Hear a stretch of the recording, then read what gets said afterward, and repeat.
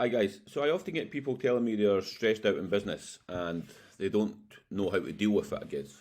So let's use this diagram to talk you through what you need to be doing within your business. And we'll use Tom the plumber here as an example of a tradesman essentially who's trying to wear every hat. He owns Tom's Plumbing Company.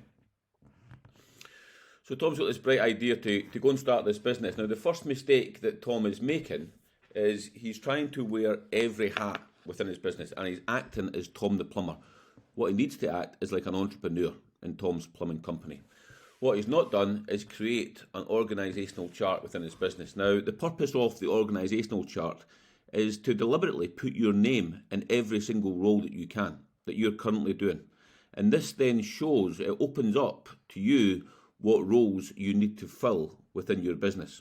At the moment, you are, assuming you're Tom, you are wearing every single one of these hats, pretty much. Potentially you've got an accountant, and of course you'll have a helper / labourer within your business. Now guys, that's all well and good. The problem is, you're dropping the ball all over the place here. There is absolutely no chance you can do sales, marketing, accounts, admin, customer care, project management and HR whilst still being on the tools. So once you create one of these guys, you understand, you get the clarity that you need to know what roles you need to work on. Now, this obviously gives you major problems, but the first role most people would look to change would be admin. So this video will catch up in a second, but what we need to do is change the admin and get somebody in, may that be remotely or within the office. And let's call this person Liam. Liam's now going to do all the admin work for your business. Now imagine the stress that comes out when that's now taken off your hands. Same with the accounts. So we've got the accounts or the bookkeeper, and we bring Noel in. All your numbers are getting looked at properly, all your admin's getting done properly, and then you're essentially then a project manager. Yes, you'll still be doing the sales and the marketing. Nevertheless, you're still stressed out. Your workload is way more than you need to be, and you just don't have the workforce. You don't have the workforce to essentially allow you to focus on, for example, the CEO role. So what you need to do is, as a CEO, you then need to delegate. You need to figure out what roles within the company. You're always going to be CEO and GM for the interim period until your business is a lot bigger. What happens is you're having to work harder. You're still on the tools, and that's one of the first problems. Your first protocol should be to get you off the tools within your business. And then after that, we can look at bringing more people into the actual tools. So you've got lots of demand, you just don't have the supply or the men to do it. And you don't need me to tell you, that's a big problem.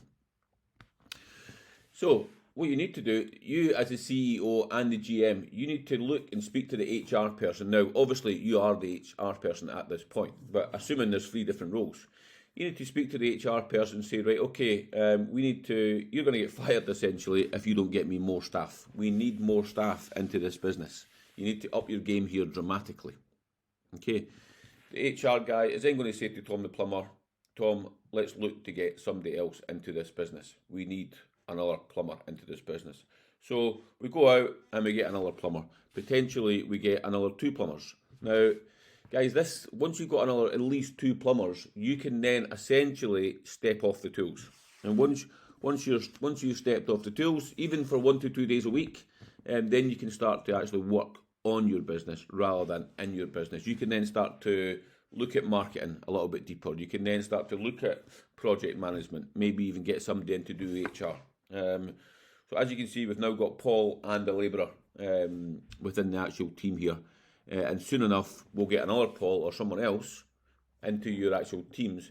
And then Tom, i.e. you, can jump out of team 1 and into the works role, the project manager. So let's say John comes in. We've now got 3 teams.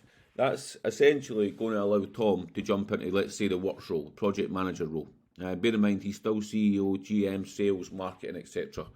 And guys, the process continues. This is what happens. The process continues. Eventually, you're going to look to get somebody into the actual sales and marketing role. You may even get somebody to come in and split both roles. But again, that's going to free Tom up to essentially oversee the business from above. And guys, in a nutshell, this is what we need. This is what we need. However, yes, as the video says, we don't have enough work at this moment in time. Therefore, because Tom's wearing all these hats, he's dropping the ball in sales and marketing. So we're probably going to want to employ somebody for sales and marketing. Let's say, excuse me, let's say we bring somebody in for marketing and sales. We'll call him Ringo. Right, Ringo, like Ringo Starr for the Beatles. So Ringo's going to come into your business and work on sales and marketing. That's then going to free Tom up for that. Potentially get some promote George from team 1 up to project management. And as you can see, Tom is now in all the main roles that he needs to be in, albeit Ringo's now coming in. So he's coming out, or at least splitting the sales and marketing role for now. And guys, as you can see, look at what's happened to your working week. You're now no longer doing accounts, admin, customer care, project management. You're acting as a CEO and a GM. Yes, of course, you're going to still dip your toes into HR and customer care, but most of your roles are now essentially taken care of.